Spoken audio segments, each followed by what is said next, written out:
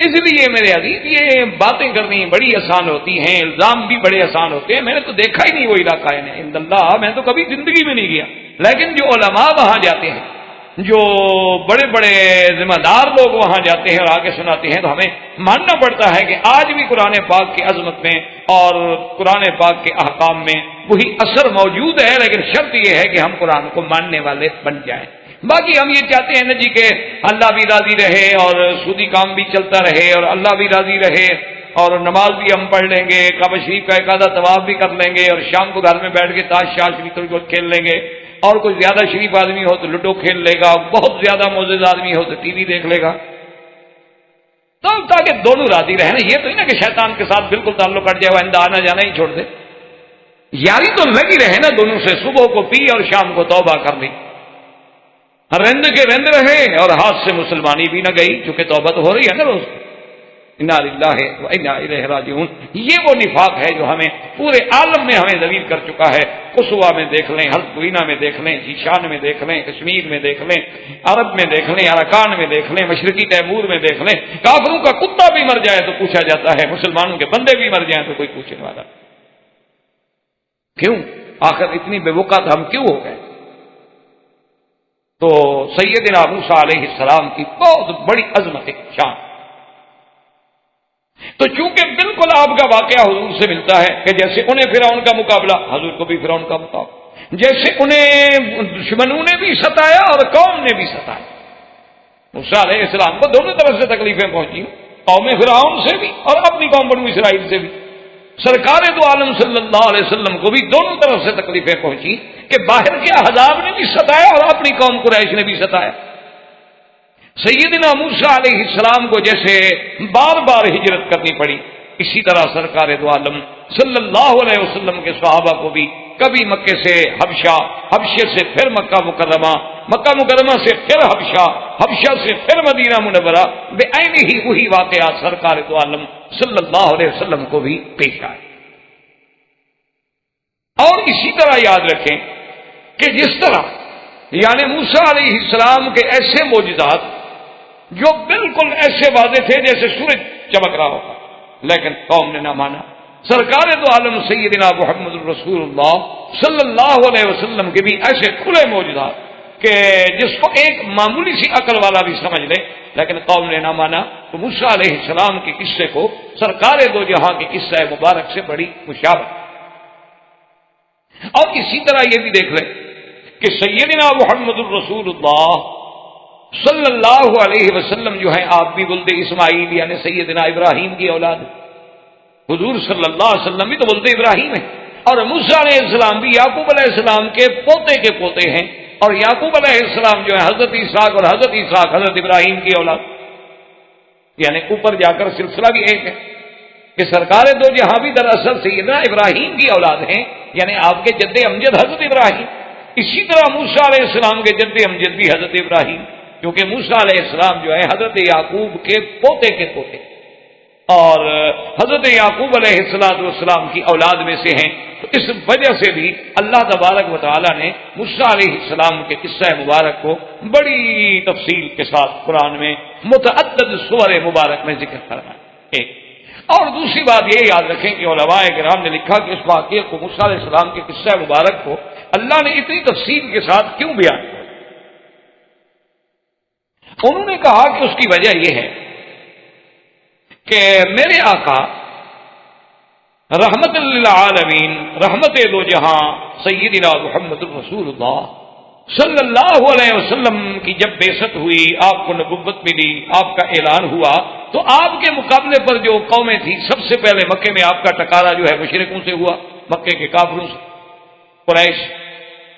اور جب سرکار دو عالم صلی اللہ علیہ وسلم مدینہ منورہ میں تشریف لے گئے تو مقابلہ کس سے ہوا؟ یہود سے، کہ وہاں یہود جو تھے بڑے زور میں تھے، بنی قریظہ، بنی قینقاع اور بنو نذیر، اور تو اس لیے اور یہ سب یہودی جو تھے، یہ قوم تھے، یہ اپنی نسبت کرتے تھے سیدنا موسیٰ علیہ السلام کے ساتھ کہ ہم تو جی صاحب تورات ہیں، ہم تو اہل کتاب ہیں، ہم تو موسیٰ علیہ السلام کو ماننے والے ہیں۔ آج بھی یہودیوں سے پوچھ لیں، وہ کہتے ہیں بھی ہم تو بالکل اہل کتاب ہیں، اور ہم اپنی کتاب پہ اتنے پکے ہیں یعنی واللہ میں اللہ کے گھر میں مسجد میں بیٹھا ہوں حرم میں، مجھے افسوس سے دکھ سے یہ بات کہنی پڑتی ہے کہ یہود اپنے اس کتاب کے بعض اصولوں پہ اتنا پکا ہے، یعنی آج بھی، یعنی آپ یہ تصور نہیں کر سکتے کہ کوئی یہودی کوئی بکری یا بھیڑ یا دمبا یا مرغی ایسی اپنے کھانے میں استعمال کر لے گا جس کی ذبح کا اس کو یقین نہ ہو، سوال نہیں کرتا، سوال ہی پیدا نہیں ہوتا۔ یعنی آپ حیران ہوں گے کہ بڑے بڑے ذمہ دار لوگ جو ہیں نا، یا لائن کے بڑے بڑے قسم کے جو یعنی ان کے جی ایم لیول کے لوگ ہوتے ہیں یا ڈائریکٹرز ہوتے ہیں، وہ ہمیں سفر میں مشورہ دیتے ہیں کہ بھئی اگر کوئی ایسی بات ہو آپ لکھ لیا کریں کوشش، اطمینان سے کھائیں، اہل کتاب کا ذبیحہ ہے۔ پورے یورپ میں آپ جائیں، پورے امریکہ میں آپ جائیں، پوری افریقہ میں آپ جہاں مرضی آ جائیں، اگر اس ملک میں یہودی رہتا ہے تو بڑی بڑی سپر مارکیٹیں ہیں، ان میں اس کا کھانے کا بالکل سیکشن الگ ہے، وہاں آپ کو ہر چیز جو ہے وہ ملے گی، ذبیحہ ہوگا اور اس میں خنزیر کی چربی بھی نہیں ہوگی۔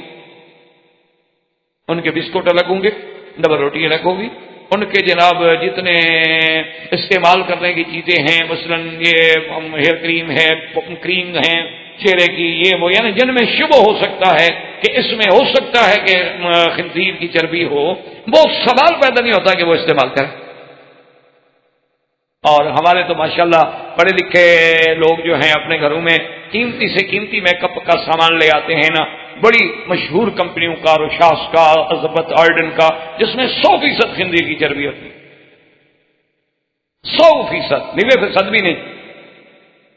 اسی لیے ان کے آپ نے دیکھا ہوگا نا کہ ان کا جو کلر ہوتا ہے وہ بڑا رہتا ہے، زائل نہیں ہوتا جلدی، کیونکہ اس میں لازم الکوہل ہوتا ہے، الکوہل کا جب تک ٹچ نہ ہو رنگ رہ نہیں سکتا۔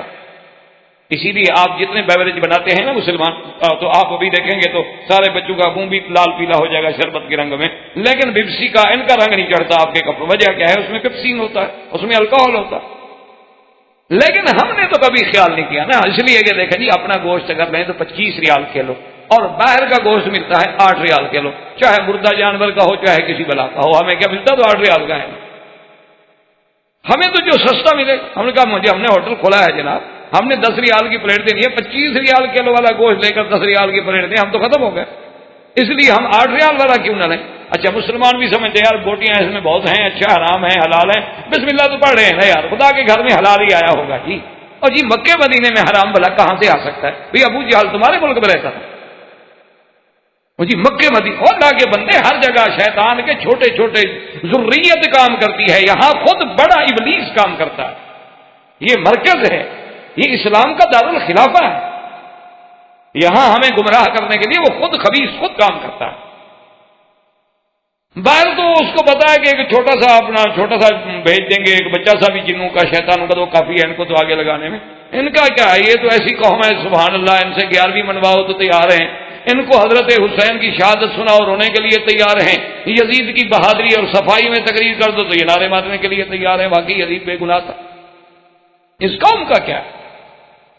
یہ بڑے لوگ ہیں سخت کہ ماننے پہ آئے تو صدیق بن گئے اور انکار کیا تو ابو جہل بن گئے، یہ ڈھل مل نہیں ہے درمیان میں، کبھی ادھر کبھی ادھر کبھی ادھر کبھی ادھر، یہ نہیں، اس لیے یہاں وہ بدبخت خود کام کرتا ہے۔ اسی لیے آپ سارے، یہ میں ایسے نہیں کہہ رہا، قرآن و حدیث کی روشنی میں کہہ رہا ہوں، جب حضور صلی اللہ علیہ وسلم کے بارے میں مشورہ ہوا قرآن میں وَإِذْ يَمْكُرُ بِكَ الَّذِينَ كَفَرُوا، تو شیطان جو ہے ایک نجدی شیخ کی شکل میں بزرگ بن کے آگے سردار بن کے شریک ہو گیا، وہ خود آیا، جب بدر کا موقع آیا تو ابو جہل کے ساتھ خود چلا، کسی اور کو نہیں بھیجا۔ اس لیے یہاں تو ہمارے بھٹکنے کا زیادہ خطرہ ہے، یہاں تو ہمارے راستے میں اگر چھوٹا سا کانٹا بھی آ گیا تو پتہ نہیں ہم کہاں جائیں گے، تو حرمین ہے، یہ تو اللہ کا حرم ہے، بلد امین ہے۔ اس لیے علماء نے لکھا ہے کہ موسیٰ علیہ السلام کے واقعے کو اس لیے بھی کھول کے بیان کیا گیا کہ آگے یہود موجود ہیں اور وہ چیلنج کر رہے ہیں حضور صلی اللہ علیہ وسلم کو، ان کے پاس تورات ہے اور وہ دعویٰ کر رہے ہیں کہ جی آپ تو اس امت میں بھیجے گئے جو امیین ہیں، ان پڑھ قوم تھی، اور ہم تو اہل کتاب ہیں۔ اس لیے انہوں نے تو اللہ تبارک و تعالی نے موسیٰ علیہ السلام کے واقعے مبارک کو اتنا کھول کے بیان کر دیا کہ حقیقتاً تو یہود جو تھے نا جی وہ بالکل یعنی لا جواب ہو گئے، لیکن ضد کا تو کوئی علاج۔ جیسے وہ ایک مثال مشہور ہے نا، ایک آدمی کہا جی میں لاہور گیا تھا پورے لاہور کو جھوٹا کر کے آ گیا۔ انہوں نے کہا یار کمال ہے، سارے لاہور والے جھوٹے ہو گئے۔ انہوں نے کہا جب میں نے کسی کی نہیں مانی، بس میں نہیں مانتا تھا کسی کی، سارے جھوٹے ہو گئے۔ وہ جو کہتے تھے میں نہیں مانتا، تو لہذا لاہور والے سارے جھوٹے ہو گئے، میں ہی سچا رہا نا اکیلا۔ ورنہ حقیقت یہ تھی کہ ایک نبی امی سرزمین مکہ میں پیدا ہونے والے، الذی لا اب لہ ولا ام لہ نشأ فی قوم جہال، یعنی سرکار دو جہاں، یعنی جب پیدا ہوئے تو باپ فوت ہو گیا، 7 سال کے ہوئے ماں فوت ہو گئی۔ ایسی قوم میں پیدا ہوئے جو قوم جاہل ہے، امی ہے، جس نے ایک لفظ نہیں پڑھا ہوا، لیکن اس کے باوجود وہ ذات جو ہے قدوۃ للعالمین، سارے جہاں کے لیے اور جن و انس کے لیے اللہ تبارک و تعالیٰ اسے قدوہ بنا دے، نمونہ بنا دے، اس سے بڑی شان کیا ہو سکتی ہے؟ اور جب حضور ان کو بیٹھ کے یہ خبر دیں کہ موسیٰ علیہ السلام کا یہ قصہ ہوا، فرعون کے ساتھ یہ ہوا، نبوت ملی یہ ہوا، ہارون علیہ السلام کا یہ واقعہ ہوا، آپ کے باپ دادا بنو اسرائیل نے یہ کیا تو اب اگر عقل 1 منٹ کے لیے بھی ہو تو ان کو سمجھنے میں دیر لگ سکتی تھی کہ اللہ کا نبی محمد عربی سچا ہے۔ ورنہ ان کو کیسے پتہ لگ گیا ہمارے باپ دادے کا؟ ان کو کہاں سے خبر مل گئی؟ اس لیے بھی اللہ تبارک و تعالیٰ نے موسیٰ علیہ السلام کا واقعہ مبارک جو ہے بڑا کھول کر قرآن پاک میں بیان فرمایا۔ اور اسی طرح یاد رکھیں، علماء کرام فرماتے ہیں کہ اس سورۃ القصص میں ابتدائی چند آیتوں میں تو گویا پورے موسیٰ علیہ السلام کے قصے مبارک کا خلاصہ بیان کر دیا ہے اللہ نے خود بھی، یعنی جیسے پورا واقعہ مبارک ہے نا جی، اس کا پورا خلاصہ جو ہے ابتدائی آیات میں ہو گیا، اور پھر تفصیل جو ہے اللہ نے بعد میں ذکر فرمایا۔ اس لیے سب سے پہلے اللہ فرماتے ہیں کہ طاسین میم تلک آیات الکتاب المبین نتلو علیک من نبأ موسیٰ وفرعون بالحق لقوم یؤمنون۔ اللہ نے ارشاد فرمایا طاسین میم، یہ حروف مقطعات ہیں، ان کے معانی، ان کے اسرار اللہ کے سوا کوئی نہیں جانتا، اللہ اعلم بمرادہ۔ فرمایا میرے محبوب تلک آیات الکتاب المبین، اور کتاب مبین سے مراد اللہ کا قرآن۔ اور اس کے بعد دیکھیں کتنا شان ہے، فرماتے ہیں نتلو، یہ نون عظمت ہوتی ہے، یاد رکھو یہ لفظ حرف نون جو ہے یہ نون عظمت کہلاتا ہے، کہ خدا خود فرمائے کہ میں پڑھتا ہوں، ہم پڑھتے ہیں آپ پر، یہ عظمت شان کی دلالت ہوتی ہے۔ اور جب پڑھنے والا اتنا عظیم ہے تو جو پڑھے گا وہ کتنی عظیم چیز ہوگی۔ جب بات کرنے والا بڑا ہو اور تو بات بھی تو بڑی ہوگی، بادشاہوں کی بات بھی تو بادشاہ کے بعد مقام کی بات ہوگی، اور یہ تو شہنشاہوں کے شہنشاہ کی بات۔ اس لیے جہاں جہاں نون آئے گا یاد رکھیں، جیسے اللہ نے فرمایا وَسَنُقْرِئُكَ فَلَا تَنسَىٰ إِلَّا مَا شَاءَ اللَّهُ إِنَّهُ يَعْلَمُ الْجَهْرَ وَمَا يَخْفَىٰ وَنُيَسِّرُكَ لِلْيُسْرَىٰ، وہاں بھی نون ہے، وَنُيَسِّرُكَ لِلْيُسْرَىٰ۔ یا جیسے فرمایا انا نحن نزلنا علیک القرآن، انا نحن نزلنا، یہاں بھی اللہ فرماتے ہیں کہ نتلو علیک، ہم پڑھیں گے آپ پر محمد مصطفیٰ، ہم نے پڑھا آپ پر کیا، من نبأ موسیٰ وفرعون بالحق لقوم یؤمنون۔ من نبأ موسیٰ، یاد رکھو نبأ مانا خبر، انباء مانا اخبار، لیکن فرق ہے دونوں میں، نبأ اس خبر کو کہتے ہیں جو بڑی اہم خبر ہو، بڑی عظیم خبر ہو، یعنی لفظ خبر جو ہے وہ تو مطلق خبر کے معنی میں ہے اخبار تو، لیکن نبأ کا لفظ جو ہے معنی ہوتا ہے بڑی اہم خبر، جیسے اللہ پاک نے فرمایا اما یتساءلون عن النبأ العظیم، وہ نبأ العظیم کیا ہے؟ قیامت، جیسے فرمایا قل هو نبأ عظیم، اور کہیں فرمایا ذالک من انباء الغیب، تو انباء مانا نبا مانا بہت بڑی عظمت والی خبر، اور تلاوت کرنا مانا پڑھنا۔ اللہ نے فرمایا ہم آپ پہ تلاوت کرتے ہیں، ہم آپ پہ پڑھتے ہیں، ہم آپ کو خبر دیتے ہیں، من نبأ موسیٰ وفرعون بالحق، موسیٰ علیہ السلام اور فرعون کا قصہ جو بالکل سچ ہے، اور یہ خبر ہم آپ کو کیوں دے رہے ہیں؟ لقوم یؤمنون، تاکہ اس قوم کے لیے جو ایمان والے ہیں، جو اللہ رسول کو ماننے والے ہیں، ان کے لیے یہ اخبار، یہ قصہ موسیٰ علیہ السلام جو ہے ہدایت کا ذریعہ بن جائے۔ یہاں اللہ نے آگے فرمایا ان فرعون علا فی الارض وجعل اہلہا شیعا یستضعف طائفة منہم یذبح ابناءہم وَيَسْتَحْيِي نِسَاءَهُمْ إِنَّهُ كَانَ مِنَ الْمُفْسِدِينَ۔ اللہ نے فرمایا کہ میرے محبوب ان فرعون علا فی الارض، فرعون سرکش ہو گیا زمین۔ اللہ کو یاد رکھے سرکشی کبھی تکبر نہ کریں۔ ہر گناہ کے لیے معافی کی گنجائش ہے، لیکن جب آدمی تھوڑا سا تکبر کر بیٹھ جائے پھر ٹوٹ جائے، پھر اللہ اس کو نہیں رہنے۔ اور اگر کبھی زبان سے کوئی کلمہ نکل جائے تو فوراً استغفر اللہ استغفار کر دیا، اللہ سے معافی مانگ لی، کیونکہ یہ کبریائی جو ہے نا یہ صرف میرے اللہ کو زیبا ہے۔ اس لیے فرماتے ہیں العظمت ازاری والکبریاء ردائی، اللہ فرماتے ہیں عظمت بھی میرے لیے ہے، کبریائی بھی میرے لیے۔ فمن نازعنی، جو ان دو چیزوں میں حصے دار بننا چاہے، خود تکبر کر کے میری صفت میں سے دینا چاہے، فرمایا پھر میں قسم ہوں اس کو توڑ کے رکھ دیتا ہوں۔ اللہ تبارک و تعالیٰ، کیونکہ متکبر شان اسی کی ہے، اور کیسے کوئی تکبر کر سکتا ہے؟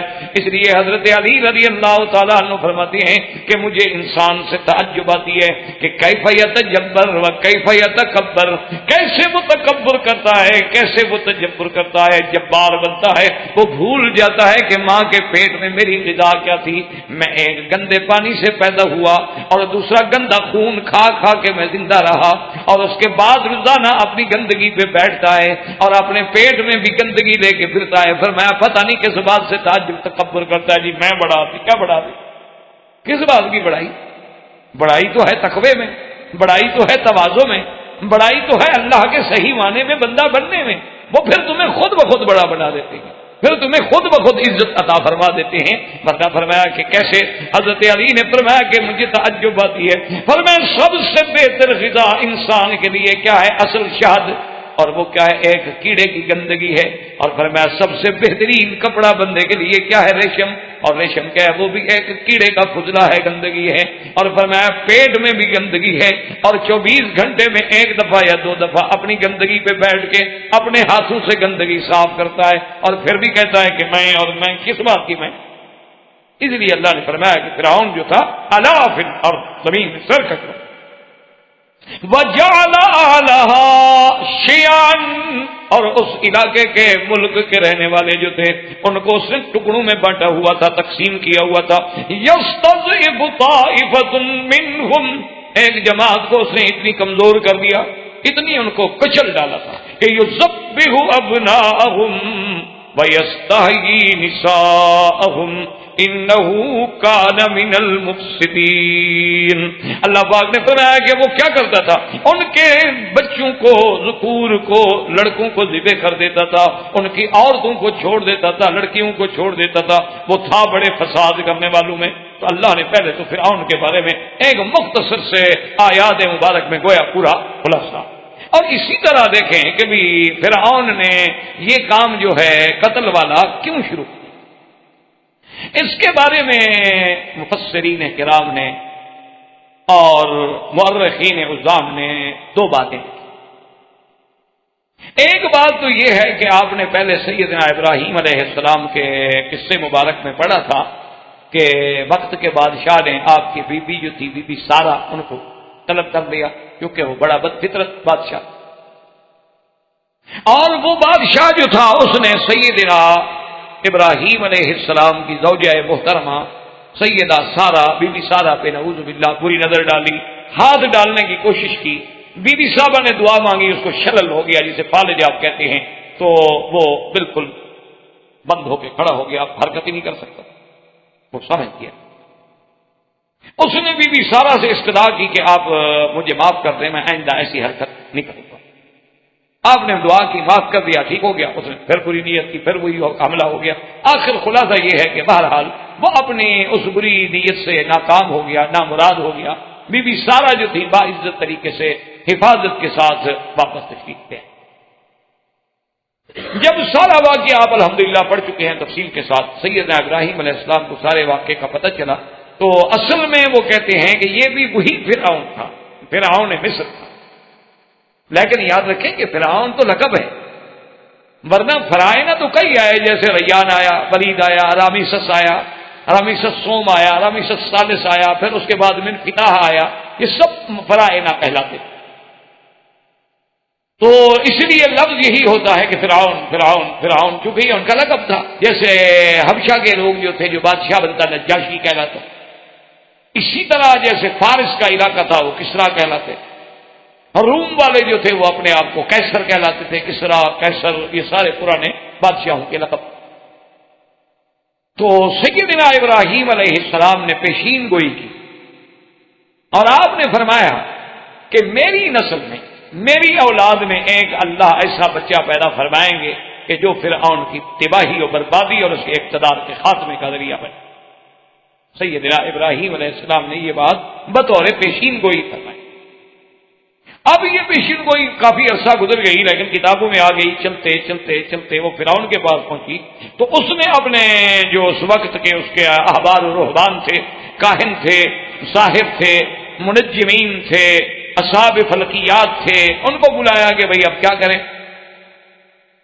آخر وہ لوگ سمجھتے تھے چاہے نہ مانتے ہوتے، جی سچی بات تو سچی ہوتی ہے نا، آدمی کبھی ضد میں آ کے نہیں مانتا، لیکن جب گھر میں جا کے تجزیہ کرتا ہے کہتا ہے یار مولوی کی بات تو ٹھیک تھی، ہم ویسے بات تو ٹھیک، چاہے اس کو بری بھی لگے، لیکن جب گھر بیٹھ کے تجزیہ کرے گا، جب ٹھنڈے دل سے بیٹھ کے اس پہ غور کرے گا، وقتی طور پہ تو اسے لگتا ہے یار میری توہین ہو گئی، مجھے ایسے کہہ دیا گیا، تو لیکن جب گھر میں بیٹھ کے تجزیہ کرتا ہے کہ بھئی بات تو ٹھیک ہے، ہم اگر ایک طرف صحابہ کی زندگی رکھیں، ایک طرف اپنی زندگی رکھیں، تو ہمارا کتنے % اسلام بنتا ہے؟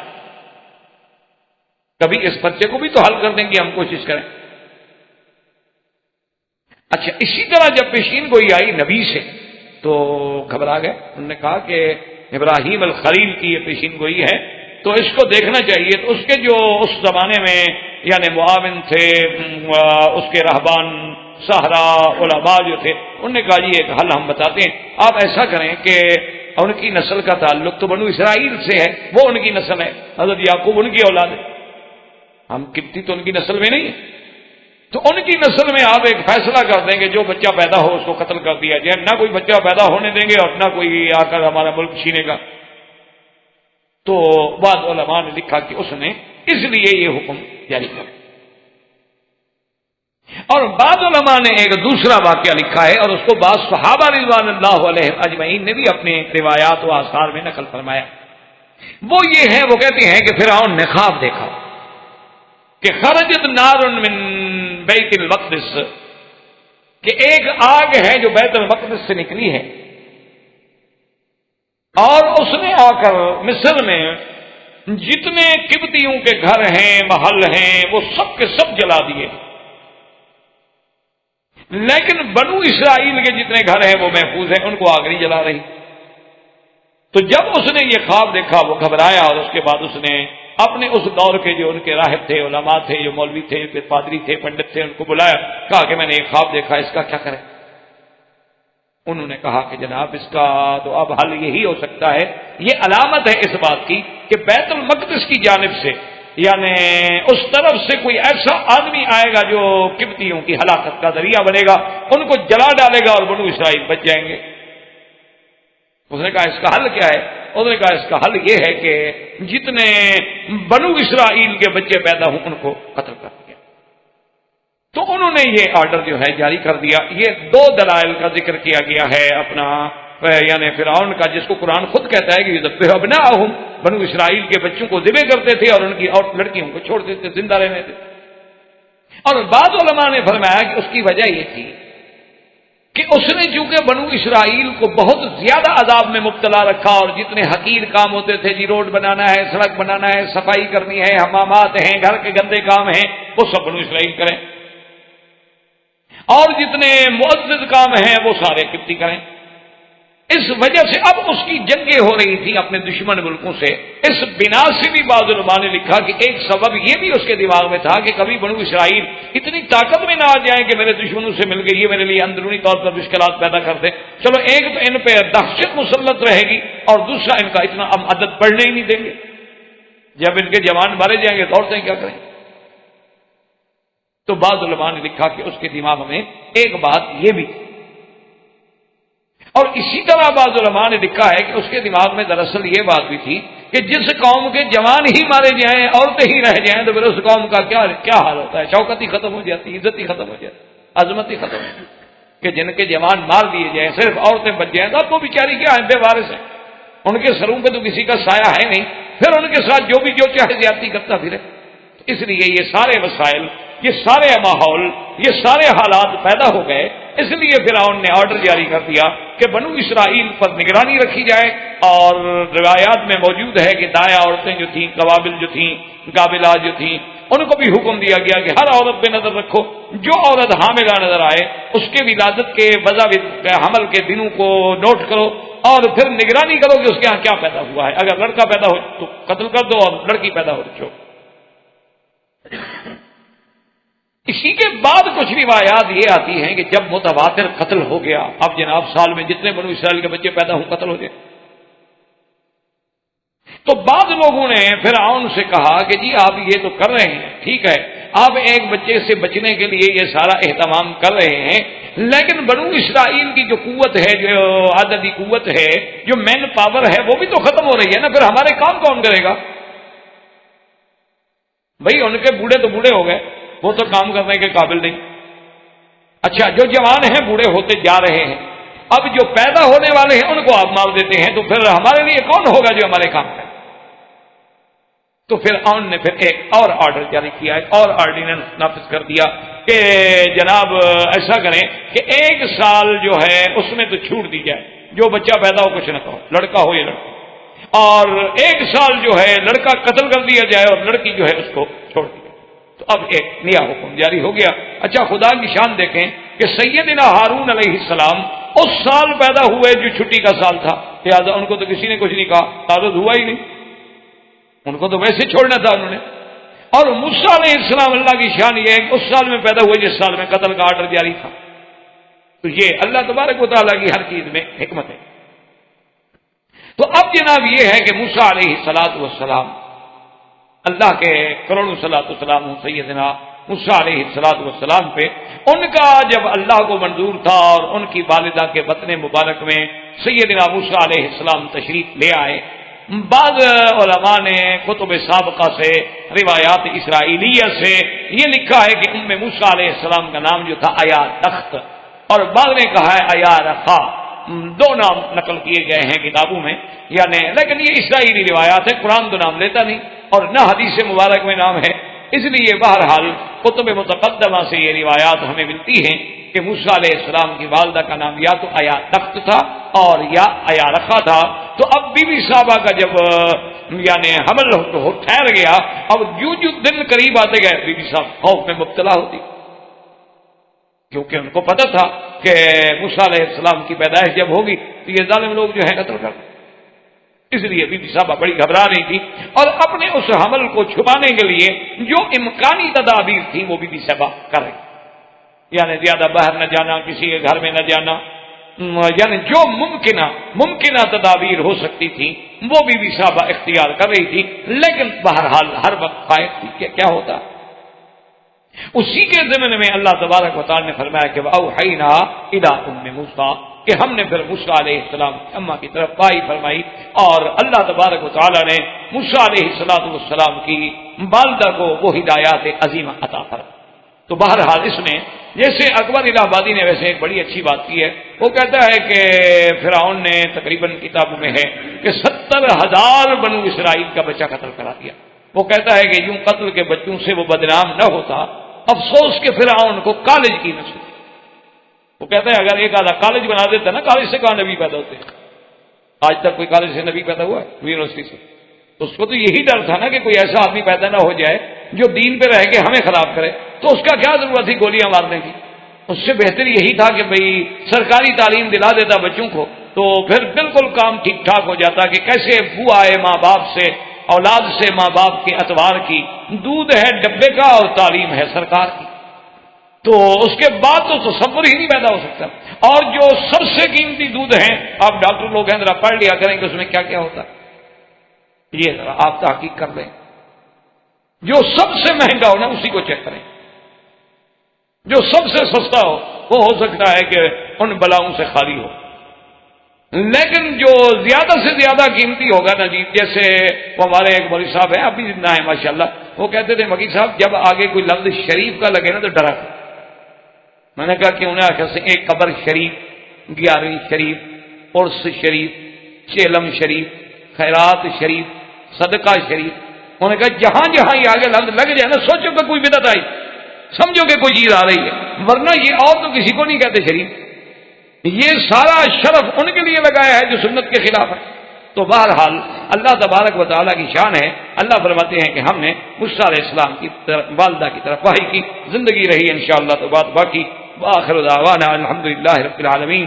برادران اسلام، واجب الاحترام بزرگوں، دوستوں، بھائیوں، عزیز نوجوانوں، الحمدللہ اللہ کے فضل و کرم، احسان و منت سے سلسلہ قصص الانبیاء علیہم الصلاۃ والسلام کے ضمن میں ہم سیدنا موسیٰ علیہ السلام کے قصہ مبارک کو شروع کر چکے تھے، اور جس کا ابتدائی کچھ حصہ میں نے پہلے درس سابقہ میں عرض کر دیا۔ سیدنا موسیٰ علیہ السلام اللہ کی قدرت سے اس سال میں پیدا ہوئے جس سال میں فرعون نے بچوں کے لیے جو نوبہ مقرر کیا تھا کہ 1 سال کے لیے معاف کر دیا کہ بد قتل پر، اور 1 سال میں جو بھی بچہ پیدا ہو قتل کر دیا جائے اور بچی پیدا ہو چھوڑ دی۔ اب یعنی آپ دیکھیں خدا کی شان ہے، یہ قرآن پاک میں ایک جگہ نہیں، سیدنا موسیٰ علیہ السلام کا ذکر جو ہے 138 مقام پہ اللہ نے قرآن میں فرمایا ہے، اور قرآن مقدس کی جو بڑی بڑی صورتیں ہیں سب میں حضرت موسیٰ علیہ السلام کا آپ کو ذکر ملے گا۔ سورۃ بقرہ ہے، آل عمران ہے، نساء ہے، اعراف ہے، انعام ہے، طٰہٰ ہے، قصص ہے، انبیاء ہے، ہود، سب میں اللہ نے موسیٰ علیہ السلام کا ذکر کیا۔ کیونکہ دراصل یہ بات نہیں ہوتی کہ ہم صرف موسیٰ علیہ السلام کا قصہ پڑھ کے اور ماشاءاللہ سو جائیں، نہیں، اللہ پاک یہ دکھانا چاہتے ہیں کہ ہر دور میں فرعون اور موسیٰ کا مقابلہ ہوگا، ہر دور میں فرعونہ پیدا ہوں گے اور ان کے مقابلے پہ موسیٰ بھی پیدا ہوں گے۔ لکل فرعون موسیٰ، اللہ ہمیں یہ دکھانا چاہتے ہیں اور جگانا چاہتے ہیں کہ تم یہ دیکھو کہ اپنے اعمال کی بنا پر تم فرعون کی پارٹی میں ہو یا موسیٰ کی پارٹی میں، ورنہ ایسے واقعات ذکر کرنے کا کوئی مقصد ہی نہیں۔ یعنی جو حضور صلی اللہ علیہ وسلم کے آنے سے پہلے 1000 سال پہلے ایک قصہ گزر گیا، کیا ضرورت ہے دہرانے کی؟ کیا ضرورت ہے قرآن مقدس میں اس کو 138 مقام پہ ذکر فرمانے کی؟ تو یہ اللہ ہمیں یہ واقعات اس لیے آتے ہیں عبرۃ لأولی الالباب، کہ عبرت بنے ہمارے لیے، اور ہم غور کریں کہ باطن کی قوت جو ہے وہ فرعون ہو، قارون ہو، شداد ہو، حامان ہو، لیکن جب قوت الہی سامنے آتی ہے، جب قوت رسالت و نبوت سامنے آتی ہے تو فرعونی طاقتیں ہمیشہ پاش پاش ہو جاتی ہیں، مٹ جاتی۔ اس لیے اللہ نے قرآن میں یہ قصص بیان فرمائے کہ آپ دیکھیں کہ موسیٰ اور ہارون علیہ السلام 2 بھائی ہیں، کچھ بھی نہیں صاحب، اور کس حالات میں موسیٰ علیہ السلام پیدا ہو رہے ہیں، یعنی آپ اس پہ غور کریں۔ اللہ تبارک و تعالیٰ یہ دکھلا رہے ہیں کہ موسیٰ علیہ السلام کس حال میں پیدا ہو رہے ہیں کہ باپ کی بات بھی نہیں ہے، ماں ہے، بہن ہے، اور اتنا چھپ کے ڈر کے کہ ولادت پہ، یعنی ہر گھر میں بچہ پیدا ہو تو خوشیاں ہوتی ہیں، ورنہ آج ہمارے گھروں میں بھی اگر کسی بیٹی کو شادی ہو اور حمل ہو جائے اور جناب تو سارے گھر میں خوشیاں ہوتی ہیں، دونوں گھرانوں میں، یعنی لڑکی کے ماں باپ کے گھر میں علیحدہ خوشی ہوتی ہے اور شوہر کے گھر والوں میں علیحدہ خوشی ہوتی ہے، اور جناب یہ ہے کہ پھر احتیاط شروع ہوتی ہے کہ سیڑھی پہ نہیں چڑھنا، تیز نہیں چڑھنا، دوڑنا نہیں ہے، بیٹھے رہنا ہے، کام نہیں کرنا ہے، اور جناب ان کے لیے جو ڈرائی فروٹ ہیں وہ خالص دیسی گھی میں بھونیں اور کھلائیں، اور بچہ پیدا ہوگا، کپڑے بن رہے ہیں اور پہلے سے تیاریاں شروع ہو گئی ہیں، لیکن شان موسیٰ دیکھو کہ پیدا ہو رہے ہیں، ڈر رہے ہیں۔ کس ماحول میں اللہ کا نبی پیدا ہوا اس پہ ذرا غور کریں۔ ایک طرف فرعون کی قوت ہے اور ایک طرف موسیٰ علیہ السلام کی ولادت کی کیفیت ہے. اللہ بتلاتے ہیں کہ اس طرح ہم غریبوں کے گھر سے ایک اٹھاتے ہیں جو فرعونوں کو ہلا دیتا ہے. اسی لیے آپ دیکھیں اور اس کو پھر آپ جوڑیں میرے آقا کے ساتھ کہ الم یجد کا یتیمن الم یجد کا یتیمن فآوا.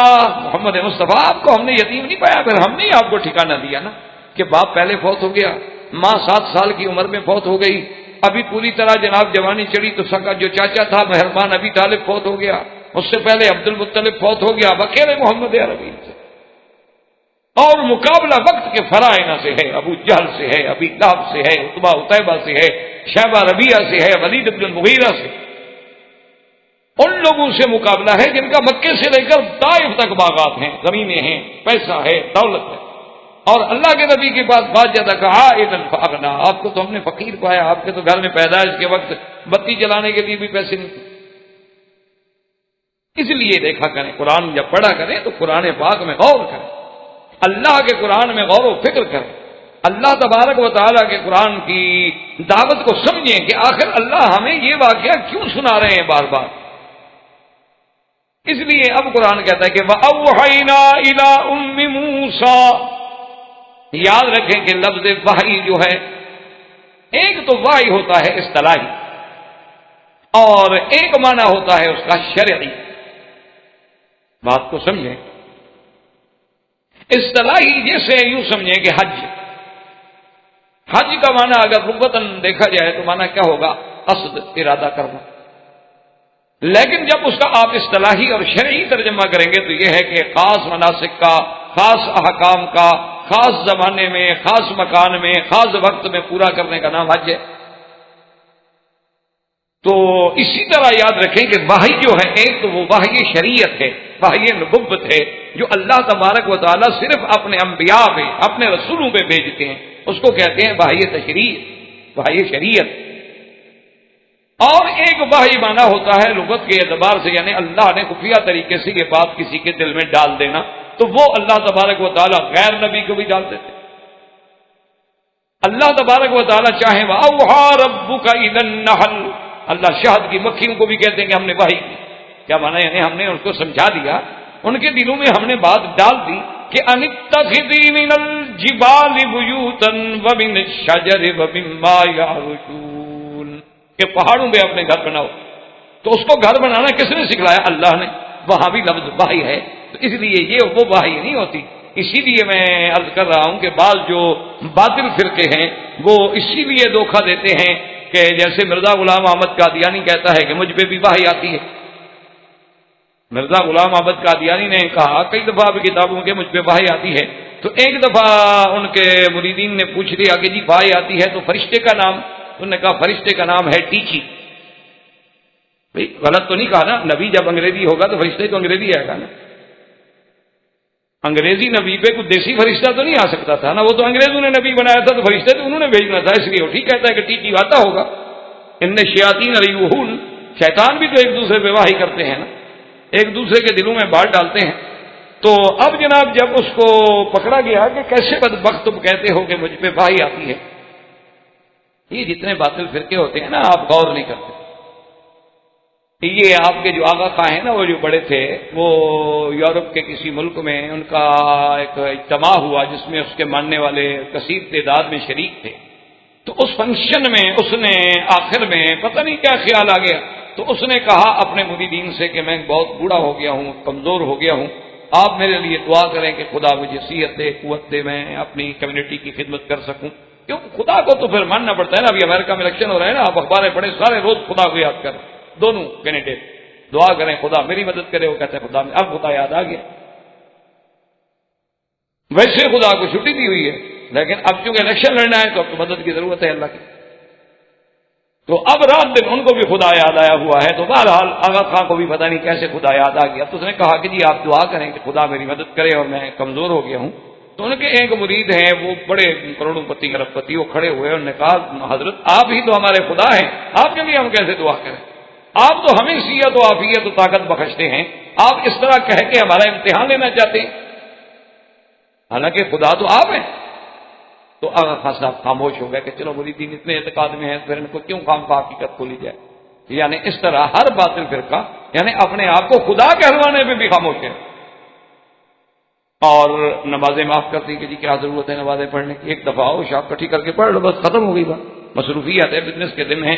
یہ اسلام تھوڑا ہے کہ ہمیں نمازوں میں لگا دے اور کافر ترقی کر دیں، بزنس میں آگے بڑھ جائیں. تو بہرحال مقصد یہ ہے کہ غلط فرقے جو ہیں ایسی باتیں کرتے ہیں. تو جب ان کو پریشر پڑا مرزا کو، قادیانی کو، کہ بدبخت تو واہی واہی کیسے، انہوں نے کہا یار واہی موسیٰ علیہ السلام کی اماں کے پاس بھی تو آئی ہے، وہ بھی نبی تو نہیں تھی نا، تو میرے پاس بھی اس قسم کی وحی آتی ہے. تو نے کہا کہہ دو نا کہ میں نبی نہیں ہوں، اور اگر میں نے یہ دعویٰ کیا اس میں توبہ کرتا ہوں. اس نے کہا نہیں اصل میں وہ جو وحی آتی ہے نا وہ کبھی کبھی مجھے یہ کہتی ہے کہ تم نبی ہو. مقصد ہے کہ بات بھی کرتا ہے. تو یاد رکھو تو وحی شریعت الگ ہوتی ہے، اور وحی بطور لغت کے اعتبار سے مانا ہوتا ہے خفیہ طریق سے بات کا کسی کے دل میں پہنچا دینا. تو اللہ نے موسیٰ علیہ السلام کی اماں کے دل میں بھی بات ڈال. موسیٰ علیہ السلام کی والدہ کا نام جو ہے کتب سابقہ میں جو ملتا ہے وہ ہے ایا دخت، اور بعض علماء نے لکھا ہے کتب سابقہ سے ایا رفا. اور ہمارے ہاں بھی جاہلوں کا ایک بڑا عجیب عقیدہ ہے، وہ کہتے ہیں موسیٰ علیہ السلام کی والدہ کے جس کو نام آ جائے نا اس کو بڑے پیسے ملتے. وہ یہ تصدیق کا وہ کہتے ہیں عمل ہے کہ پیسے ملنے شروع ہو جاتے ہیں. ایک آدمی مجھ سے بھی پوچھا جی موسیٰ علیہ السلام کی والدہ کا نام، میں سمجھ گیا کیوں پوچھنا چاہتا ہوں. میں نے کہا یار مجھے تو اپنی دادی کا نام نہیں آتا، موسیٰ علیہ السلام کی والدہ بہت پہلے پیدا ہوئی تھی، تو ان کا نام میں آپ کو کیسے بتا سکتا ہوں. کہتے ہیں جی سنا ہے ان کے نام سے پیسے ملتے ہیں. میں نے کہا یار کمال ہے، پھر تو نبی سے بھی افضل ہو گئی کہ موسیٰ کے نام سے تو تمہیں پیسے نہیں ملتے، ہارون کے نام سے بھی تمہیں نہیں ملتے، اللہ کے نبیوں کے نام سے بھی نہیں ملتے، ملتے ہی موسیٰ علیہ السلام کی ماں کے نام سے. تو بہرحال کہنے کا مقصد یہ تھا کہ موسیٰ علیہ السلام کی والدہ کے دل میں اللہ نے بات ڈال دی کہ آپ اپنے بیٹے کو دودھ پلائیں، اور دودھ پلانے کے بعد انہیں ایک صندوق میں بند کیا جائے، اور صندوق میں بند کر کے اس صندوق کو دریا میں ڈال. اچھا کہاں پر آ کر دو روایات ہیں، دو یعنی قول ہیں علماء. ایک قول تو علماء کا یہ ہے کہ موسیٰ علیہ السلام جب پیدا ہوئے نا تو اماں نے اللہ نے جو بات دل میں ڈالی ہوئی تھی نا اسی کے مطابق موسیٰ علیہ السلام کو فوراً نہلا کے دھلا کے اور ایک چھوٹی سی صندوق بنا لی لکڑی کی، پہلے سے تیار رکھی تھی، اس کے اندر حضرت موسیٰ علیہ السلام کو لٹا دیتی، دودھ پلا کے وہ سو جاتے، اور اس کو رسی لگی ہوئی تھی جس کو وہ باندھ دیتی تھی چھپا کے دریا کے کنارے پہ، اور صندوق دریا میں ڈال دیتی تھی. اور جب آتے تفتیش والے دیکھنے والے گھر میں کوئی بچہ نہیں، وہ چلے جاتے. لیکن اتفاق ایسا ہوا کہ ایک دن اللہ کی قدرت سے وہ رسی جو تھی وہ ٹوٹ گئی اور وہ صندوق بہہ گئی. یعنی بعض مفسرین کرام رحمت اللہ علیہم اجمعین نے، کیونکہ قرآن تو ایسی تفاصیل بیان ہی نہیں کرتا، کیونکہ اللہ کے قرآن کا تو یہ اسلوب بیان ہی نہیں ہے کہ وہ ان تفاصیل میں جائے کہ جی بس جو اللہ کا حکم ہے اس کا. اور اکثر مفسرین فرماتے ہیں کہ یہ بات نہیں، بات ایک ہی دفعہ کی ہے کہ انرزعیہ فاذا خفت علیہ فالقیہ فی الیم. اللہ نے فرمایا موسیٰ علیہ السلام کی اماں آپ اپنے بیٹے کو دودھ پلانے کے بعد جب خوف محسوس کریں گے، تفتیش والے آ گئے، پولیس آ گئے، چیک کرنے والے آ گئے، فالقیہ فی الیم آپ ان کو دریا میں ڈال دیں. قرآن صرف اتنا کہتا ہے، یہ بھی مفسرین نے روایات سابقہ سے دیا کہ یہ مقصد نہیں کہ بچے کو پکڑ کے دریا میں ڈال دو، مانا تھا کہ صندوق بنا کے ڈالا. کیونکہ آگے روایات یہ کہتی ہیں کہ صندوق کھولا گیا تو مانا یہ ہے کہ ڈالا بھی صندوق میں گیا. قرآن نے اختصار فرما دیا. اور دریا سے مراد جو ہے وہ دریائے نیل ہے، یہی مصر کا واقعہ ہے سارا. تو اس موسیٰ سیدنا موسیٰ علیہ السلام کو وہاں ڈال دیں، اور ساتھ اللہ نے یہ بھی فرما دیا کہ لا تخافی ولا تحزنی، کہ موسیٰ علیہ السلام کی اماں، یا اللہ نے قرآن میں دو لفظ فرمائے یاد رکھیں کہ لا تخافی، تم اپنا خوف بھی نہ کرنا، ڈر نہ کرنا، کوئی تمہارا کچھ نہیں بگاڑ سکتا، ولا تحزنی، اور موسیٰ علیہ السلام کا بھی غم نہ کرنا، تم یہ بھی خوف نہ کرنا کہ آخر راز تو کھل جائے گا کہ بچہ تو ہوا اور بچہ دریا میں ڈالا گیا، کہاں ڈالا گیا، آخر وہ بچہ پتہ نہیں کہاں جا کے پکڑا جائے گا. اللہ نے فرمایا بالکل تم اپنا ڈر نہ کرو اور موسیٰ علیہ السلام کا بھی غم نہ کرو. تو اس لیے علماء نے لکھا ہے کہ لفظ خوف وہاں استعمال ہوتا ہے جب اپنے لیے خوف ہو، اور لفظ حزن وہاں استعمال ہوتا ہے جب دوسرے کا غم ہو. اس لیے دونوں لفظوں کے استعمال میں ایک لطیف فرق ہے. یعنی اگر مجھے اپنا خوف ہے تو پھر کہا جائے گا کبھی لا تخف مت ڈرو، کیوں ڈرتے ہو بھائی؟ اور اگر مجھے کسی دوسرے کا غم ہے تو پھر کہا جائے گا بھی لا تحزن، غم نہ کرو یار، اللہ اس کی مشکل بھی حل کر دیں گے. تو اس لیے اللہ تبارک و تعالیٰ نے یہاں دونوں لفظ مبارک جو ہے استعمال فرمائے، اور موسیٰ علیہ السلام کی والدہ کو تسلی دینے کے لیے. اور خدا کی شان ہے اللہ کی ہر حکم میں ایک حکمت، کہ قرآن مقدس میں جو بھی لفظ آیا ہے اس میں حکمت، کیونکہ کلام حکیم ہے، العلیم الحکیم، حکمت والے رب کا کلام ہے. جب حکمت والے رب کا کلام ہے تو حکمت سے خالی کیسے ہو سکتا؟ اسی لیے دیکھیں کہ جب سیدنا سرکار دو جہاں رحمت للعالمین حضرت محمد رسول اللہ صلی اللہ علیہ وسلم غار ثور میں ہیں اور سیدنا ابو بکر ساتھ ہیں، تو حضرت ابو بکر پریشان ہوئے، جو صحیح احادیث مبارک میں ہے کہ انہوں نے عرض کیا کہ یا رسول اللہ کافر تو بالکل پہاڑ کے اوپر آ گئے ہیں اور پہاڑ میں سوراخ بھی ہے، اگر ان یعنی ایسے اپنے پاؤں والی جگہ کی طرف بھی انہوں نے دیکھ لیا تو ہمیں دیکھ لیں گے وہ. تو حضرت آقا انعامدار نے فرمایا ابو بکر ما ظنک باثنین اللہ ثالثہما، کیا بات ہے تمہارا کیا خیال ہے، دو تو ہوں کوئی اور ان کے ساتھ تیسرا خدا ہو، تو ان دو کا بھی کوئی کچھ بگاڑ سکتا ہے؟ ما ظنک باثنین اللہ ثالثہما، تو تیسرا جب خدا ہمارے ساتھ ہے. اور اس کے بعد اللہ نے جو قرآن تعالیٰ فرمایا اذ یقول لصاحبہ لا تحزن، کہ سرکار دو جہاں اپنے دوست سیدنا ابو بکر کو فرما رہے ہیں کہ غم نہ کرو. تو اللہ نے دراصل یعنی اللہ تو جانتے تھے نا کہ ایک وقت آئے گا کہ ایسے لوگ بھی پیدا ہوں گے روافض اور شیعہ جو یہ کہتے ہیں کہ جی سیدنا ابو بکر صدیق نے جب ان کو پتہ چل گیا کہ مشرکین مکہ اس پہاڑ پہ پہنچ گئے ہیں تو انہوں نے رونا شروع کر دیا. اصل میں وہ اسی لیے رو رہے تھے کہ اوپر والے سن لیں اور آگے پکڑ لیں حضور کو. اچھا خدا کی شان ہے ان کے دل میں جو جھوٹا رونا لگایا نا اللہ نے ان کے گلے میں رونا ڈال دیا، ہمیشہ روتے رہتے، آنسو نہیں بہتا، روتے رہتے. اور خدا کا قرآن اگر آپ دیکھیں نا جو زیادہ رونے والے ہوں نا اکثر جھوٹے ہوتے ہیں. جاؤ اباہم عشاء یبکون، یوسف علیہ السلام کے بھائی تو روتے ہوئے آئے تھے، خود ڈال کے آ رہے ہیں کنویں میں اور آ رہے ہیں روتے ہوئے. خود حضرت حسین کو قتل کرا دیا، خط لکھ لکھ کے مدینے سے بلوایا، شہید کرا دیا، خود رو رہے ہیں. بلانے والے کون تھے کہ آپ آئیں ہم آپ کی بیعت کریں گے؟ تبھی تو گئے تھے حضرت حسین، دشمنوں نے تھوڑا بلایا تھا. یا حضرت حسین جنگ کرنے کے لیے تشریف لے گئے تھے، 72 آدمی خاندان کا، بیویاں بچے عورتیں لے کر. آدمی جنگ کے لیے جاتا ہے تو 200 400 جوان لے کے جاتا ہے، 1000 2000 اپنی فوج لے کے جاتا ہے، اپنے بیوی بچے آل اولاد چھوٹے اصغر اکبر ان کو تو لے کے نہیں جاتا. وہ تو خود شیعہ نے حسین نے تو دھوکہ دیا. تو بہرحال کہنے کا مقصد یہ ہے کہ دیکھیں خدا کی شان کہ اللہ نے واضح کر دیا کہ اذ یقول لصاحبہ لا تحزن. اللہ نے فرمایا میرا مدنی اپنے ساتھی سے کہہ دو آپ کا غم نہ کرے. مانا ہوا کہ ابو بکر کو حضور کا ہی فکر تھا، اپنا خوف نہیں تھا. اگر ابو بکر اپنے ڈر کی بات ہوتی تو اللہ لا تخف فرماتے، لا تحزن نہ فرماتے قرآن. تو اس ایک لفظ نے واضح کر دیا کہ صدیق تو حضور کے لیے رو رہے تھے، اپنی جان تو قربان کر چکے تھے. باقی یہ رہا کہ وہ شور مچا رہے تھے کہ کافر سن لیں. ان کافروں نے تو نہیں سنا، انہوں نے پتہ نہیں 1400 سال کے بعد کہاں سے سن لیا. اگر انہوں نے سنا ہوتا تو غار میں اتر نہ جاتے پکڑنے کے لیے. انہوں نے تو نہیں سنا، ان کو رونے کی آواز 1400 سال کے بعد آ گئی. تو اس لیے یہاں یاد رکھیں دو لفظ ہیں کہ لا تخافی ولا تحزنی. قرآن کی ایک آیت بھی سمجھ آ جائے نا تو سمجھو کہ اللہ کی کروڑ نے، اور سارا قرآن پڑھ جائے اور ہمیں ایک حرف بھی سمجھ نہ آئے تو پھر اللہ رحمت کرے، پڑھنے کا ثواب تو خیر ہوگا لیکن سمجھنے والی بات تو اور چیز ہے. تو فرمایا کہ تم بھی ڈر نہ کرو، ہم آپ کی بھی حفاظت کریں گے، ہمارے نبی کی ماں ہے، وہ مذاق ہوتی ہے، کوئی چھوٹا مرتبہ. ولا تحزنی، اور موسیٰ کا بھی غم نہ کرو. اچھا اور یہ بھی سنو ہم آپ کو مبارک دیتے، انا رادوہ الیک وجاعلوہ من المرسلین. اور یہ بھی ہمارا وعدہ ہے کہ موسیٰ علیہ السلام کو پھر لوٹائیں گے آپ کی طرف.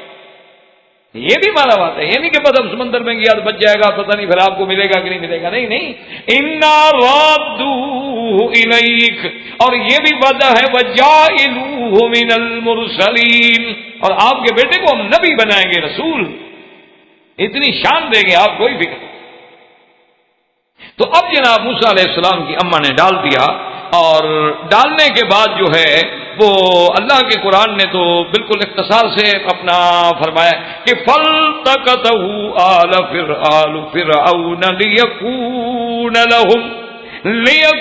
لَهُمْ عَدُوًّا وَحَزَنًا إِنَّ فِرْعَوْنَ وَهَامَانَ وَجُنُودَهُمَا كَانُوا خَاطِئِينَ۔ اللہ نے فرمایا کہ آل فرعون نے پھر اس کو ڈھونڈا، فَالْتَقَطَهُ آلُ فِرْعَوْنَ۔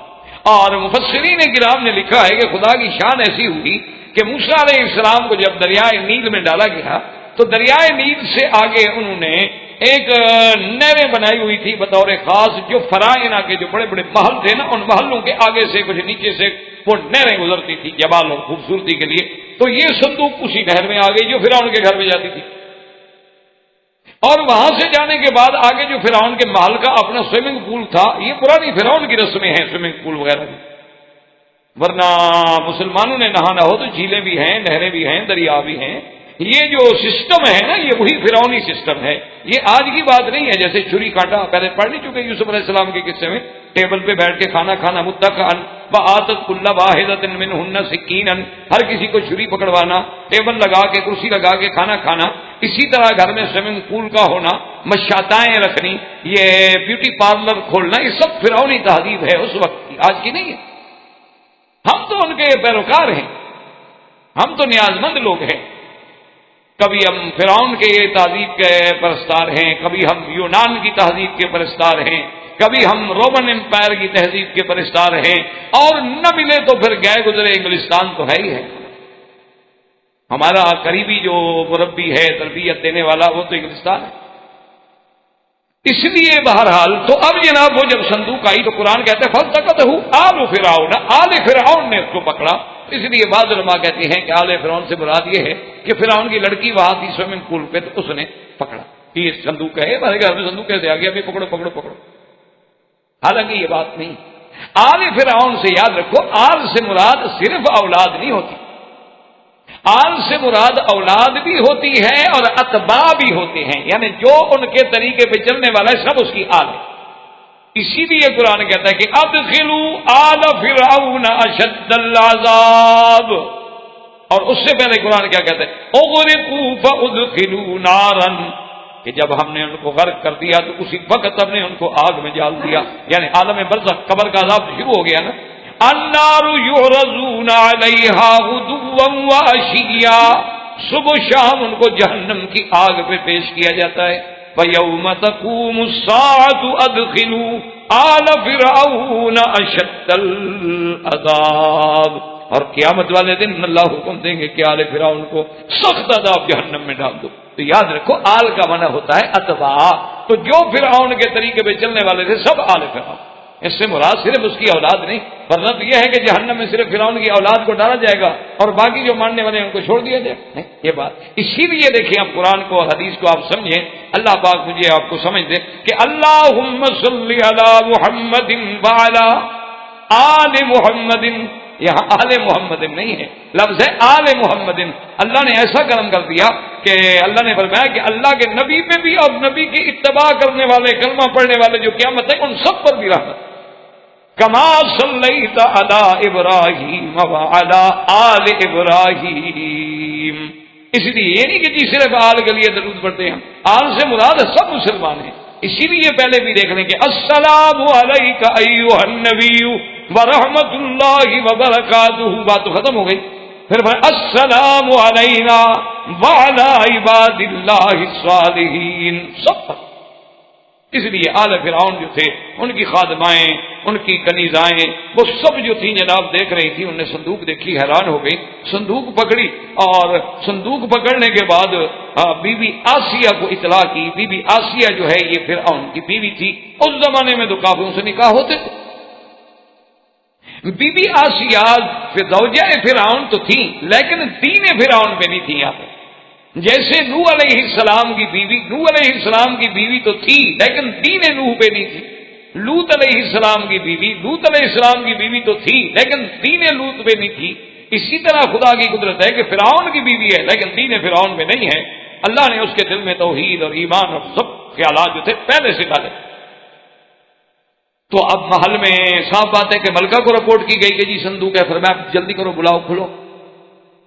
اور جب صندوق کا شور ہوا تو فرعون بھی آ گیا، فرعون خود بھی آ گیا، کیونکہ اس کے محل کا ایک واقعہ تھا، وہ تو پورے محل میں شور ہو گیا نا جی، صندوق پکڑی گئی اور صندوق پکڑی گئی اور صندوق دریا سے نہروں میں آئی اور نہروں سے ندی نالوں میں جاتی اور جناب وہ تو ہمارے محل کے سوئمنگ پول میں آ گئی، تو حوض میں آ گئی، تو فرعون بھی آ گیا اور اس صندوق کو کھولا گیا۔ جب صندوق کو کھولا جناب تو اندر تو موسیٰ علیہ السلام بیٹھے ہوئے ہیں، وہ تو نبی کا جلال ہے، جمال ہے، کمال ہے۔ تو جب فرعون کی بیوی نے دیکھا تو اس لیے قرآن کہتا ہے وقالت امرأة فرعون قرۃ عین لی ولک، فرعون کی بیوی نے جب دیکھا تو اس نے کہا کہ بادشاہ سلامت، یہ تو بچہ، یہ تو تمہارے اور میری آنکھوں کی ٹھنڈک ہے، یہ ایسا بچہ تو ہم نے دیکھا ہی نہیں۔ تو مفسرین نے لکھا ہے کہ فرعون کہنے لگا کہ تمہاری آنکھوں کی ٹھنڈک ہو تو ہو، میری نہیں ہے۔ تو اسی لیے علماء نے لکھا ہے کہ پہلے دن اس نے نبی کی توہین کی تو اللہ نے کفر پہ موت لکھی، بدبخت کی۔ ہو سکتا ہے کہ پیغمبر کی توہین نہ کرتا تو اللہ ایمان نصیب کرتا۔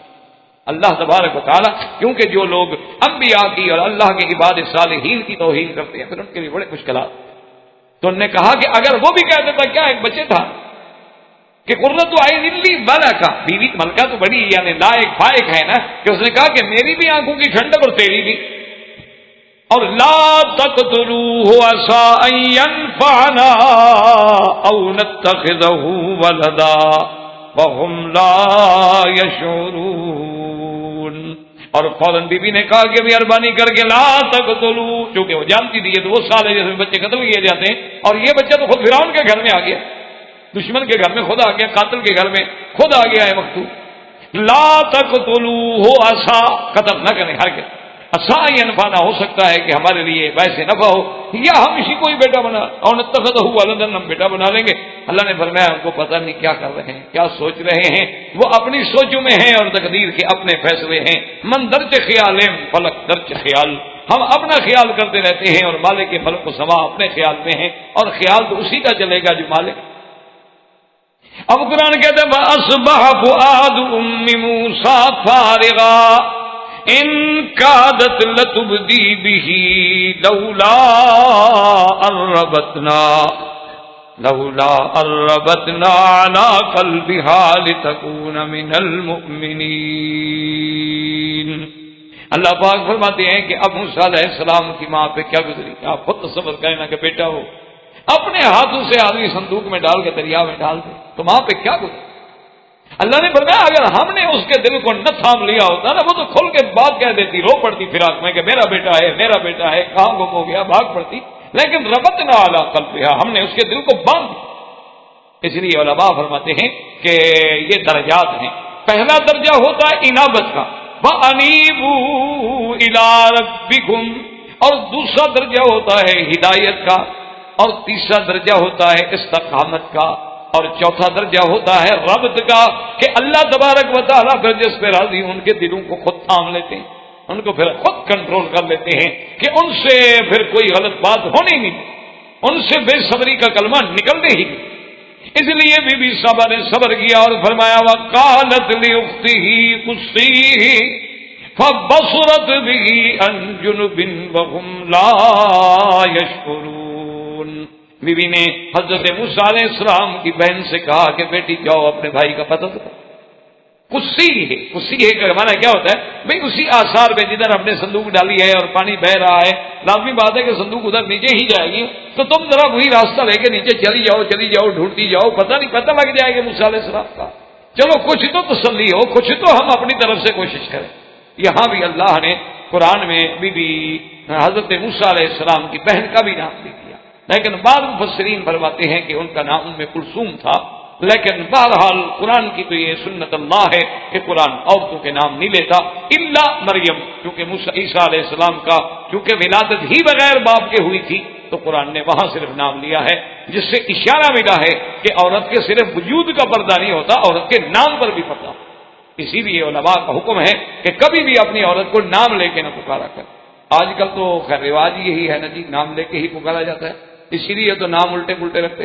میں نے شاید پہلے بھی آپ کو ایک لطیفہ سنایا تھا کہ نہیں، میرا اپنا ایک دوست ہے، مولوی ہے، خطیب ہے بہت بڑا، بڑا معروف آدمی ہے ماشاءاللہ، بہرحال نام تو میں نہیں لیتا تھا کہ غیبت میں شمار نہ ہو جائے۔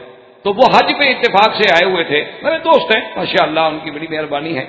تو وہ عشاء کی نماز کے بعد تو میں نے اس سے کہا کہ آج میں آپ کو چائے وائے پلاتا ہوں، بیٹھے بیٹھ جائیں گے ذرا اس بہانے سے تھوڑا سا باتیں کر لیں گے۔ تو ہم ہوٹل کی طرف جا رہے تھے کہ کسی ہوٹل میں بیٹھ جاتے ہیں، حج کا رش ہے تو کہیں بھی جہاں موقع ملے گا کہ تھوڑا رش کم ہو تو چائے پلا دوں۔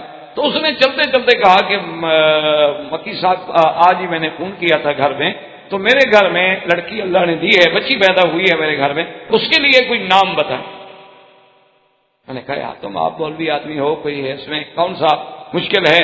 ہمارے لیے دوبارہ لیے سیدہ عائشہ کا نام ہے، سلمہ ہے، ام حبیبہ ہے، بی بی میمونہ ہے، ماریہ قبطیہ ہے، سیدہ خدیجہ ہے، بی بی سودا ہے، اتنے بڑے نام ہیں، ہمارے لیے کیا کمی ہے، کوئی نام رکھ لو۔ تو وہ جناب بڑے اس سے کہنے لگا کہ وکیل صاحب آپ کو پتہ نہیں ہے کہ آپ کی بھابھی جو ہے وہ بڑی ماڈرن ہے، کوئی ماڈرن نام بتائیں، یہ تو آپ مولویوں والے نام بتا رہے ہیں۔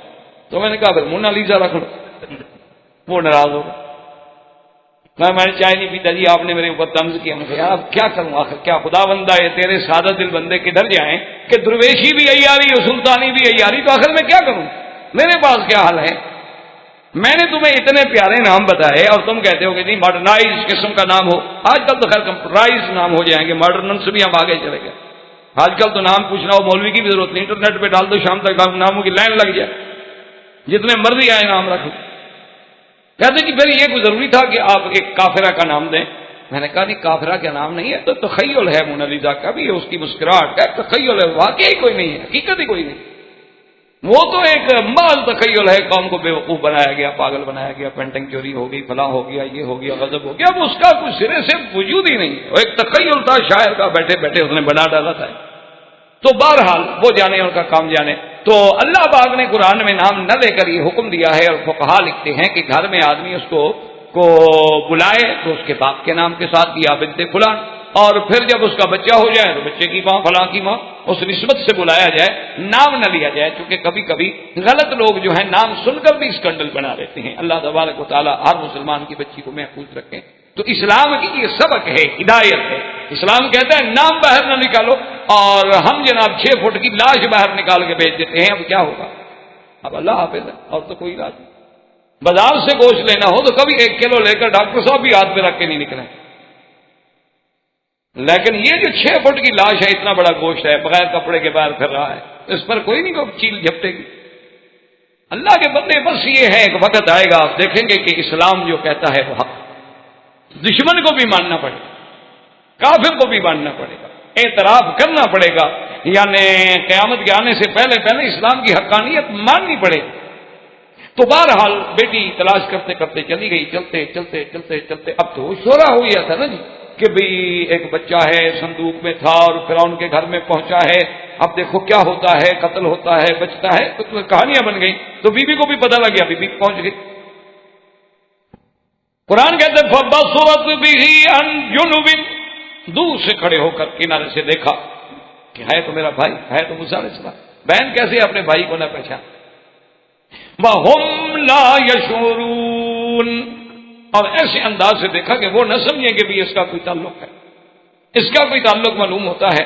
اب انہوں نے جناب بچے نے جب رونا شروع کیا تو انہوں نے دایا بلائی کہ جی دودھ پلاؤ، بچہ رو رہا ہے۔ اب جس کا بھی وہ بلاتے ہیں موسیٰ علیہ السلام دودھ ہی، وَحَرَّمْنَا عَلَيْهِ الْمَرَاضِعَ، اللہ نے فرمایا ہم نے دودھ حرام کر دیا سب کہ کسی کا دودھ نہیں پینا ہے۔ موسیٰ علیہ السلام خبردار، ہم نے وعدہ کیا ہے تیری اماں کا دودھ تجھے پلانا ہے اور کسی کا دودھ نہیں پینے دیں گے۔ یہ ہے خدا کہ فرعون کے گھر میں ہے موسیٰ علیہ السلام جو سب سے بڑا قاتل ہے، 70,000 بنو اسرائیل کے بچے کو قتل کیا اسی لیے کہ میرا اقتدار چھیننے والا بچہ پیدا نہ ہو۔ اللہ نے اسی کو اس کے گھر میں بھیج دیا کہ پرورش بھی میں نے تم سے کروانی۔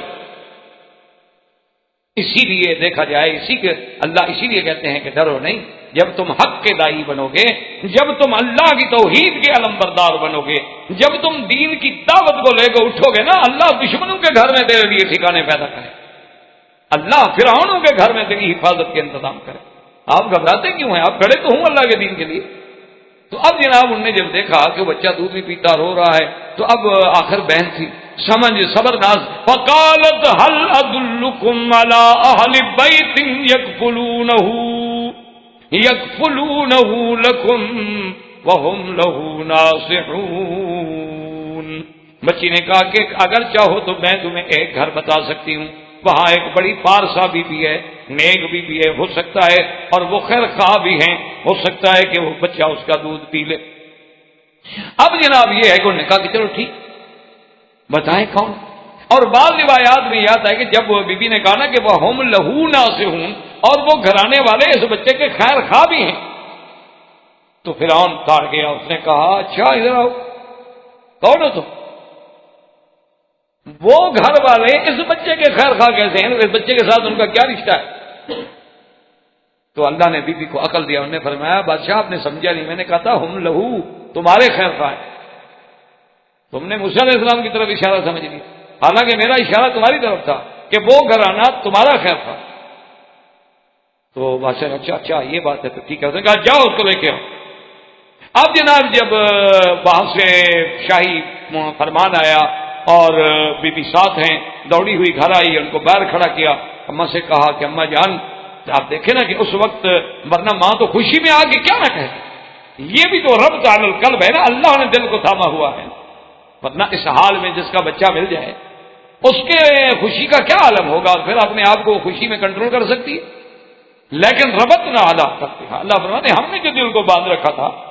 تو بی بی نے آگے بتایا کہ اماں جان بھائی سلامت سے ہے، خیریت سے ہے، اور فرعون کے گھر میں، انہوں نے کہا فرعون کے گھر میں؟ کہا فرعون کے گھر میں، اور وہ باہر آئے ہوئے ہیں، مہربانی کریں، وہ تو کسی کا دودھ ہی نہیں پیتا، وہ تو رو رہا، چلے دودھ پلائیں۔ تو موسیٰ علیہ السلام کی اماں نے کہا کہ نہیں میں نہیں جاتا۔ انہوں نے کہا ماں کیا کر رہی؟ انہوں نے کہا اللہ کا وعدہ تھا انا رادوہ الیک، ہم موسیٰ تیرے پاس لائیں گے، یہ تو نہیں کہا تھا تجھے لے جائیں گے۔ تو موسیٰ علیہ السلام اللہ کا وعدہ پورا ہوگا، وہ میرے پاس آئے گا، میں کیوں جاؤں؟ اور اسی سے حکمت کا پتہ چلا کہ بیٹے ہی ماؤں کے پاس آتے ہیں، یعنی کہ مائیں بیٹوں کے پاس چل کے جائیں۔ آج کل تو یہی دور ہے نا، آج کل تو مائیں بیٹوں کو منت کرتی ہیں، آج کل تو مائیں آگے نیاز مند بنتی ہیں، اور وہ بھی بیٹا راضی ہو اور بہو راضی ہو تو 4 دن بیچاری گھر گزار دے، ورنہ تو اماں جانے کے لیے تو الگ جگہ دی جاتی ہے، کبھی بوڑھے ہو گئے ہیں جی وہ ان کو ذرا یہاں ٹربل ہو گیا، تمہیں نہیں ہوتی ان کو ٹربل ہو، ایسی نالائق ناخلف اولاد ہے، اللہ معاف کرے، اللہ معاف کرے۔ یہ تو جب ہم مریں گے نا اس دن پتہ لگے گا کہ ان بڈھے بڈھیوں کا کیا مقام تھا، اللہ کے والدین کا کیا مقام تھا، اور ہمارے بیویوں کا کیا مرتبہ تھا۔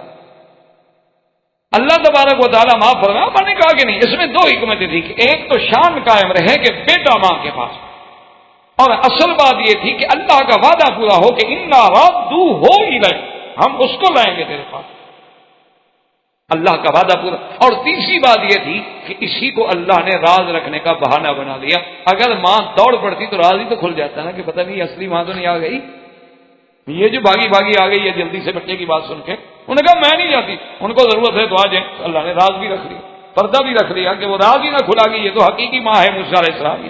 اللہ فرماتے فرددناہ الی امہ کی تقر عینھا ولا تحزن وَلِتَعْلَمْ أَنَّ وَعْدَ اللَّهِ حَقٌّ وَلَكِنَّ أَكْثَرَهُمْ لَا يَعْلَمُونَ۔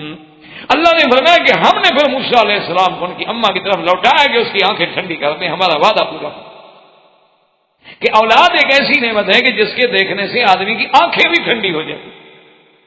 اللہ نے کیسا ایک لفظ میں اس سے بڑا محاورہ آپ دنیا میں نہیں ڈھونڈ سکتے کہ اللہ تمہیں ایسی خوشی دے کہ اللہ تیری آنکھیں ٹھنڈی کرتے، اللہ تیری اولاد کو تیرے لیے قرۃ عین بنا دے۔ اس سے بڑا دعا اور اس سے بڑا جملہ راحت و آرام کا پوری دنیا کی ادب اور تاریخ میں مل نہیں سکتا، جو اللہ کے کلام کا کون مقابلہ۔ اللہ نے فرمایا ہم نے موسیٰ علیہ السلام، اچھا اور خدا کی شان یہ ہے کہ وہ بی بی بھی آ گئی، انہوں نے کہا بی بی اعظم کا کیا بات ہے آپ؟ انہوں نے کہا جی نہیں، وہ بی بی کہتی ہے میں تو نہیں آتی، آپ نے دودھ پلانا ہے تو بچے کو بھیج دیں۔ انہوں نے کہا چلو بچہ رو رہا ہے بھی بھیجو، بچے کو بھیج دیں۔ اور اس نے کہا کہ جناب اس کا کیا ہوگا؟ اس نے کہا جی آپ اس سے کہہ دیں ہم انعام و اکرام سے تمہارا گھر بھر دیں گے، تمہارا مہینے کا اتنی تنخواہ، تمہارا یہ بونس، تمہارا یہ لانس، تمہارے لیے سواری، تم تو ہمارے بچے کی ماں ہو، اب تو یہ ہمارا بچہ ہے، ہم نے موسیٰ کو بچہ بنا لیا ہے۔ تو اللہ نے فرمایا دیکھو ہم جب راضی ہوتے ہیں نا تو ماں کو بیٹا بھی ملا دیتے ہیں اور ماں اپنے بیٹے کو دودھ بھی پلائے اور پیسے بھی دے. فرمایا جب ہم راضی ہونے پہ آ جاتے ہیں تو ہم پھر اس طرح دیتے ہیں کہ ماں اپنے بیٹے کو دودھ پلا رہی ہے اور پلانے کے پیسے بھی ساتھ دے رہی ہے. دونوں نعمتیں ہم نے دے دی کہ ہم نے موسیٰ علیہ السلام کو ماں کی گود میں بھیجا تاکہ ان کی آنکھوں کی ٹھنڈک بنے اور غم ختم ہو اور وَلِتَعْلَمْ أَنَّ وَعْدَ اللَّهِ حَقٌّ، اور وہ یقین پختگی پہ پہنچ جائے کہ اللہ کا وعدہ حق ہے، اللہ کا وعدہ سچا ہے، اسے کوئی نہیں پھیر سکتا. لیکن وَلَٰكِنَّ أَكْثَرَهُمْ لَا يَعْلَمُونَ، افسوس یہ ہے کہ اکثریت جو ہے وہ یہ بات نہیں جانتی کہ اللہ کا وعدہ حق ہے اور اللہ کا فرمان جو ہے وہ کبھی غلط نہیں ہو سکتا. اب موسیٰ علیہ السلام، بعض مفسرین نے لکھا ہے کہ ایک دفعہ موسیٰ علیہ السلام ابھی بچپن میں ہیں، ابھی آپ کی عمر جو تھی یعنی 2 سال کا لکھا ہے، ابھی یعنی وہ زمین پہ چلتے تھے، گھسٹ گھسٹ کے چلتے تھے. تو کبھی کبھی بی بی آسیہ ان کو بلا لیتی تھی دیکھنے کے لیے، پر نہ رہتے تو موسیٰ علیہ السلام اپنی اماں کے گھر میں تھے، لیکن کبھی کبھی آسیہ بی بی بھی ان کو بلا لیتی تھی دیکھنے کے لیے. تو ایک دن بلایا تو بی بی آسیہ نے سینے سے لگا کے موسیٰ علیہ السلام کو اٹھایا ہوا ہے. فرعون آ گیا. فرعون جو آیا تو اپنا اس دور میں فرعونہ جو تھے بادشاہ وہ زیور پہنتے تھے باقاعدہ، گلے میں سونے کے بڑے بڑے لاکٹ، اور ان کی جو داڑیاں ہوتی تھیں ان میں وہ موتیوں کی لہریں اور موتیوں کی لڑیاں لگاتے تھے. ہیرے جواہر ڈائمنڈ ایک دور سے وہ چمک رہی ہیں. رات کو جو لائٹ پڑی اور چمک آئی، کبھی زمرد ہے یاقوت ہے فلان ہے، تو وہ بھی فرعون کا وہ مرصع، سر پہ تاج اور یہ ساری چیزیں. تو اس نے فرعون نے بھی یہ کیا کہ اس نے کہا کہ چلو اب بی بی آسیہ خوش ہو جائے گی. اس نے بھی موسیٰ علیہ السلام کو اٹھا لیا کہ چلو ذرا بی بی خوش ہو جائے گی کہ میں بھی بچے سے پیار کر رہا ہوں. تو جب موسیٰ علیہ السلام کو انہوں نے اٹھایا تو سینے کے ساتھ قریب کیا تو موسیٰ علیہ السلام نے داڑھی پکڑ کے مارا تھپڑ منہ پہ فرعون. وہ تو موسیٰ تھا نا جی، وہ تو موسیٰ تھا نا علیہ السلام، وہ تو جلالی پیغمبر ہے، چاہے بچہ ہو تو کیا ہے، نبوت کے فیصلے تو پہلے ہو چکے ہیں نا. اِنَّا رَادُّوهُ إِلَيْكَ وَجَاعِلُوهُ مِنَ الْمُرْسَلِينَ، وہ تو رسول ہے.